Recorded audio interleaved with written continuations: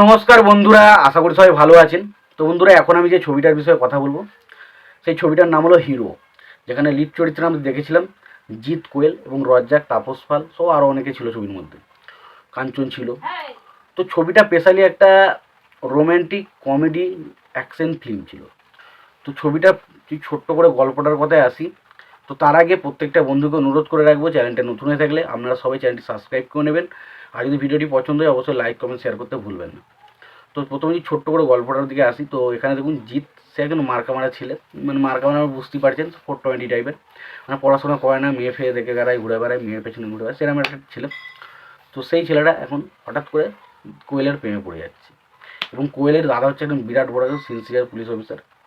এবং সেই সময় কোয়েলের দাদার সাথে জিতের একটা বিচ্ছেদ হয়, এবং সেই সময় তারা কি কোয়েল প্রথম দিকে জিতকে ভালো না বাসলো, পরবর্তী সময় সে ভালোবাসে, কিন্তু জিতের কোয়েলের দাদা সেই বিষয়টাতে কোনো রকমই রাজি নয়। এবং পরবর্তী সময় শেষ পর্যন্ত কি জিত বা কোয়েল একসঙ্গে তারা মিলতে পারে, এটাকে দেখুন একটা প্রেমের সিনেমা আগে যেমন ধরনের ঘটনা হতো, এটাও ঠিক সেম ধরনের ঘটনা। তো ছবির মধ্যে অনেক কিছু পজিটিভ রয়েছে, অনেক কিছু নেগেটিভ রয়েছে।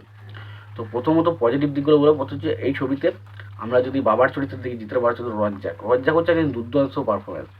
তার ক্যারেক্টারটা না, সে যেটুকু ছবিতে তার যেটুকু ক্যারেক্টার থাকে দুর্দান্তভাবে প্লে করতে পারে। তো এই ছবিতেও তার ক্যারেক্টারটা সে ছিল, তার বাবার ক্যারেক্টার প্লে করেছিল, এবং তার পারফরমেন্স দেখুন। এবং সেখানে তার যে ডায়লগ বা সংলাপগুলো ছিল অসাধারণ ছিল। সত্যি কথা বলতে জিতের বাবার ক্যারেক্টার হিসেবে রজ্জাকের ভূমিকা অসাধারণ ছিল। এবং জিতকেও একটা হ্যান্ডসাম হিরো হিসাবে, এবং ধরুন এই ধরনের হিরো, একটা হিরো মার্কা ছেলে হিসাবে কিন্তু ভালো লাগে ছবির মধ্যে, কিন্তু বেশ ভালো লেগেছিলো ছবিতে। এবং তাপস পালের ক্যারেক্টারটা বেশ একটু অন্যরকম ছিল, সিরিয়াসনেস পারা, সেটা খুব ভালো লাগে। তো আমার সব থেকে যেটা ভালো লেগেছে জিৎ এবং কোয়েলের মধ্যে কেমিস্ট্রিটা। প্রত্যেকটা গানে তাদের এই ছবিটা, তাদের এই বিষয়বস্তু বা তাদের যে রোমান্টিক সিনগুলো ছিল খুব দারুণভাবে ফুটে ওঠে। একটা গান রয়েছে ছবিতে, যেখানে আর কি কোয়েলের পেছনে ছবি আহামরি সুন্দরী, তারপরে আলো, আশার আলো, তারপরে যে কথাটি মনে রেখেছি গোপনে, এই গানগুলো রয়েছে। তো প্রত্যেকটা গানই কিন্তু খুব ভালো ছবির মধ্যে, যে কটা গান রয়েছে প্রত্যেকটা গান খুবই ভালো ছবির মধ্যে। এবং জিৎ এবং কোয়েলকে খুব সুন্দর, খুব বিউটিফুলভাবে ছবি, তাদেরকে দেখতে খুব দারুণ লাগে, এক কথা বলে অসাধারণ লাগে জুটিটাকে দেখতে। এবং পাশাপাশি জিতের যারা সাপোর্টিং ক্যারেক্টার ছিল, কাঞ্চন সহ আরও কয়েকটা ছেলে ছিল, তাদের কাজও বলবো না যে বিশাল কিছু, তবে ভালো লেগেছে। তো একটা কমেডিটা বিশাল লেগেছে, যেখানে আর কি জিৎ ঠিক করে যে জিতে একটা জায়গায় গেছে, তো জিতকে পুলিশে ধরে নিয়ে গেছে, তখন তার বাবা ছাড়াতে গেছে, সেই মুহূর্তে একটা পুলিশ ফার্স্টে একটা সাইডে পুলিশ বলছে, দেখেই বোঝা যাচ্ছে এবার গুন্ডার বংশ, গুন্ডা হ্যান তার বিশাল করেছে জিতকে। তো সেই মুহূর্তে জিতের একটা রাগ ছিল, তখন সে কী করে মাংকি টুপিগুলো পরে তাকে খুব তারা মারে, এবং বলে যে তাদের ভগবানের নামগুলো নিয়ে বলে যে ব্রহ্মা, বিষ্ণু, মহেশ্বর।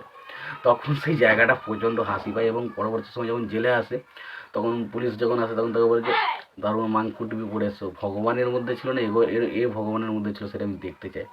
তো ডেফিনেটলি সেই জিনিসগুলো বিশাল একটা মজা লাগে ছবির মধ্যে। ছবির মধ্যে কমেডিটা দারুণভাবে ওয়ার্ক করেছিল, এবং পাশাপাশি ছবির মধ্যে গানগুলো খুব ভালো, ছবির মধ্যে অ্যাকশন রয়েছে বেশ ভালো পরিমাণে।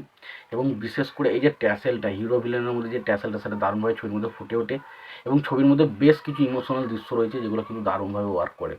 লাস্ট মুহূর্তে একটা গান রয়েছে, যেখানে আর কি এই ছবিটা স্পেশালি কিছুটা এই ছবির গল্পের কিছু ধরনটা কিছুটা এদিল আশিকানার মতো করা হয়েছিল, পুরোপুরি নয়, কিছুটা রাখা হয়েছিল। তো সেই ছবিতে একটা গান ছিল আল্লাহ আল্লাহ বলে, তো এই ছবিতেও এরকম টাইপের একটা গান ছিল। তো সেই গানটা কিন্তু খুব ভালো লাগে জিতের সাথে। আর জিতের হিরো ছবির আমার সব থেকে পছন্দের গান হচ্ছে এই গানটা, মন যাকে খোঁজে স্বপ্নে জাগরণে, জানি আজ নয় কাল দেখা হবে দুজনে, চলার পথে পথে দু চোখে ইশারাতে নেব যে তাকে চিনি। এই গানটা খুবই ভালো লাগে। তো ওভারঅল হিরো ছবিটা বেশ ভালো একটা এন্টারটেনের ছবি।